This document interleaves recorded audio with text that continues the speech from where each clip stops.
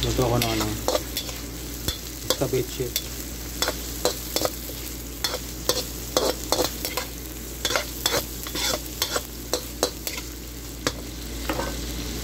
So ito na yung sauce.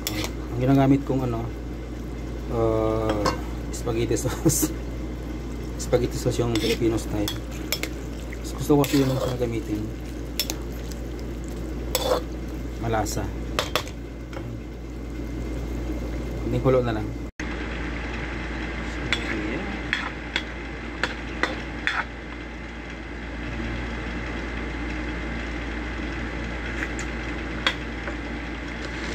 Gamitin ng sugar.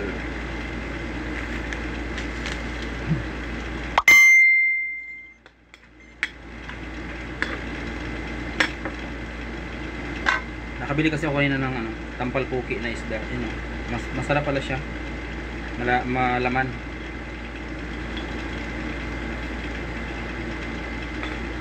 Babada na yung munti. Panalo.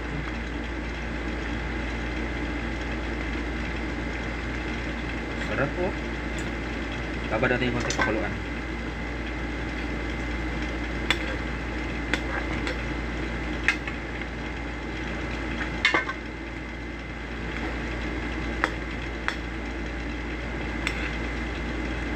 Para manunuot sa ilalim yung lasa.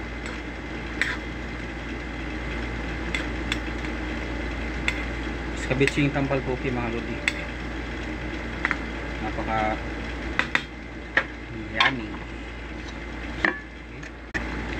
Dahil okay na siya, lagyan natin ng sibuyas para lang mag-ano yung aroma. Pero kung walang sibuyas, no problema. No problem. Isang bis lang kumain yung araw ba? Sobrang busy. Yun o. Nanonood sa ilalim yung lasa. Gusto ko kasi yung makababa ulit ng konti. Yun. Yun, pwede na. Lumambok na siya.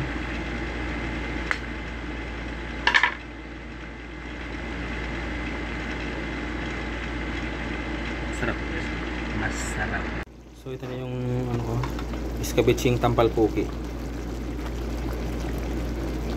Yung itsura niya, malapad siya mga lods. Yun.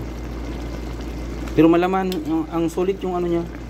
Sulit yung lasa kasi maano siya, malaman. As in. Yun, oh. So tara, kain-kain.